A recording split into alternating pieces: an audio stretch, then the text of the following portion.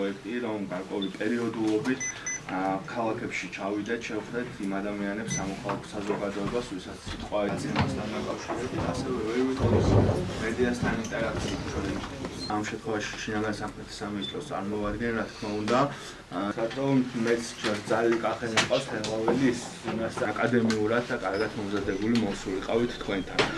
მადლობა, მართლა ძალიან მომზადებოდით, რომ აქ შემოსულიყავით. ეს არის დაახლოებით რიცხვები.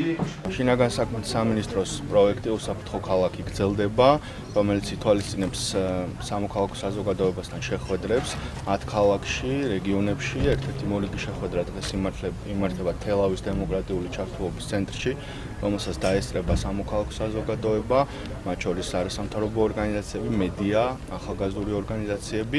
ერთის მხრივ ჩვენ წარვადგენთ პრეზენტაციაზე იმ სამუშაოზე, რაც სამინისტრომ გასწია ბოლო პერიოდში, ასევე უპასუხებთ შეკითხვებს, განვიხილავთ პრობლემებს, რომელიც ადგილზე საზოგადოებას აწუხებს. მე ვფიქრობ, რომ სწორედ ეს არის ის ფორმატი, როდესაც მთავრობა ანგარიშვალდებულებას აჩვენებს საზოგადოებას, აბარებს ანგარიშს და პასუხობს შეკითხვებს. მეორე მხრივ, რა თქმა უნდა, ჩვენ ვართ ის ადამიანები, ვისაც ხელფას უხდის სამოქალაქო საზოგადოება და ამ ადამიანებთან ყოველთვის გვაქვს ანგარიშვალდებულების განცდა. ეს შეხვედრები გაგრძელდება და ყოველთვის შეკითხვების დაგროვება არ მოხდება მაქსიმალურად შევეცდებით.